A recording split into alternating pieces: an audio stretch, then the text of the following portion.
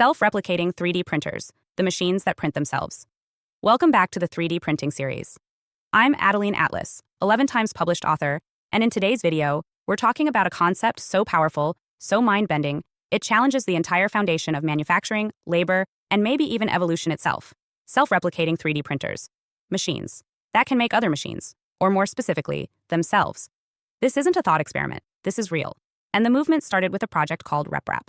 Let's start there. RepRap stands for Replicating Rapid Prototyper.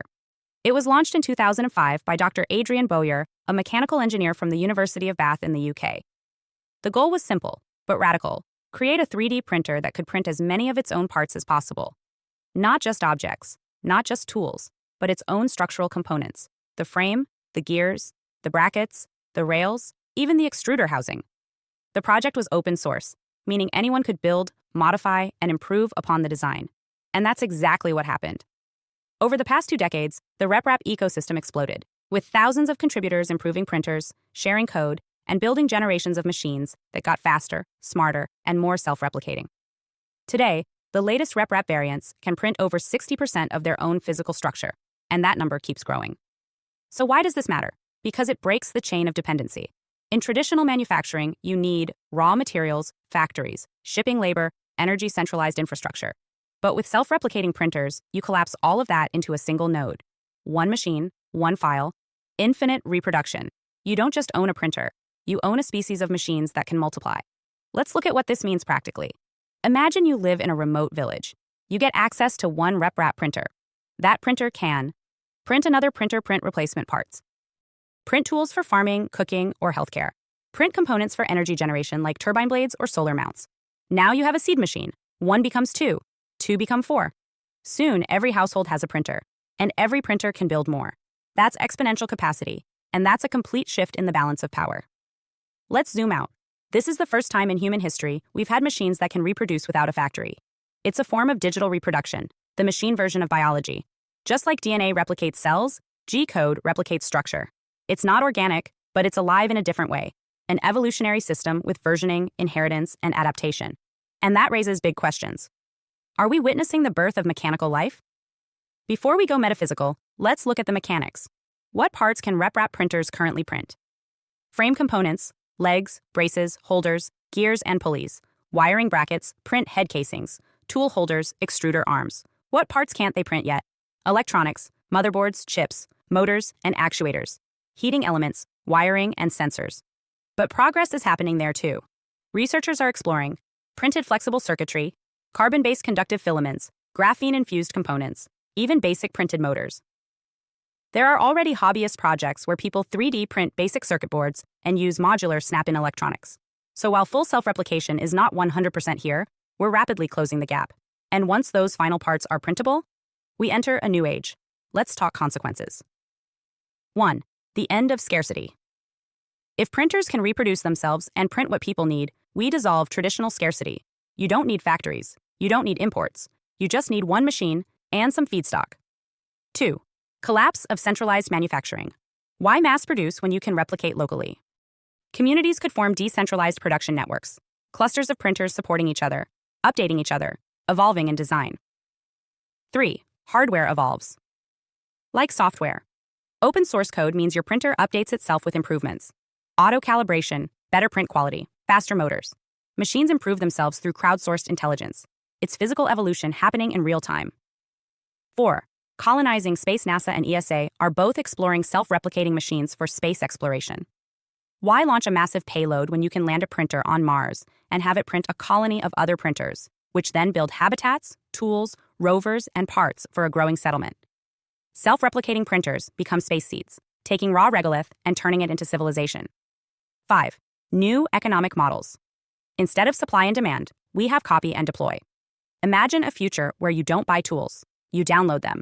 You don't shop for appliances, you replicate them. Value shifts from product to blueprint. Ownership becomes license plus filament. But of course, this power comes with risks. Let's talk about the dark side. 1.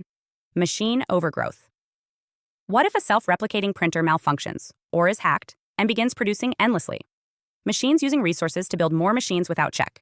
It sounds like sci-fi, but the risk is real. Uncontrolled replication. gray goo for hardware.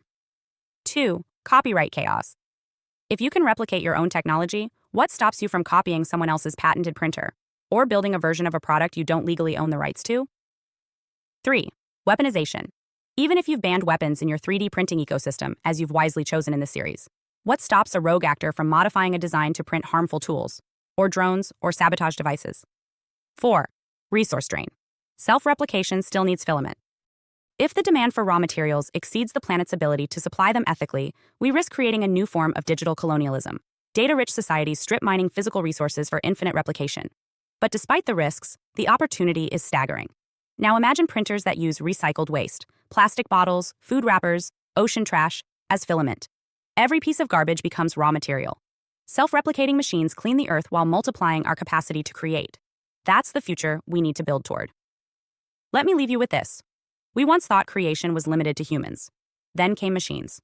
Now we've built machines that can create themselves, and that power isn't just mechanical, it's metaphysical. Because if machines can replicate, evolve, and design their own successors, we're not just manufacturing objects anymore. We're manufacturing lineages. And the question is no longer, can we build it? It's, should it build itself? Hi, I am Adeline Atlas, 11 times published author, and SOS, School of Soul has a brand new series, the AI and Future Technology series. Look, you know the world is changing. And no, it's not going back to normal. Normal is over, and what's coming next is beyond anything we were prepared for. The School of Soul, AI and Future Technology series includes 319 videos on 1. The Download Society, How Data Has Replaced Destiny. 2. Predictive Future. Your next moves aren't random, they're forecasted. 3. Social Credit Systems. The behavioral economy now governs access. 4. Hive Mind. Synthetic telepathy and collective algorithmic control. 5. Nanobots inside you. Medical, military, and programmable intrusions. 6. Grief Tech. AI-fueled digital resurrection and simulated comfort. 7. Uploading your mind, consciousness transfer, and data-based identity. 8. Deep fakes plus AI clones. The replication of reality and identity theft. 9. Quantum humans. The merger of biology with quantum systems. 10. Digital afterlife, where your data goes when you die. 11. Resurrection science, reviving life through synthetic methods. 12. Immortal science, the end of death as we know it. 13. Longevity science, gene editing, anti-aging, and bio-upgrades. 14. Designer babies, engineered perfection before birth. 15. Artificial wombs, birth decoupled from the female body. 16. 3D printing, printing organs, limbs, and even humans. 17. The humanoid era, the rise of synthetic beings among us. 18. Legacy humans, the slow phase-out of unmodified analog people.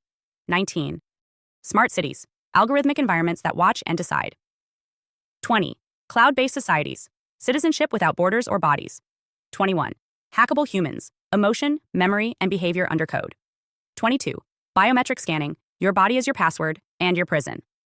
23. Sex tech, intimacy reprogrammed by machines. 24. Extinction of gender, fluidity, deletion, and design of identity.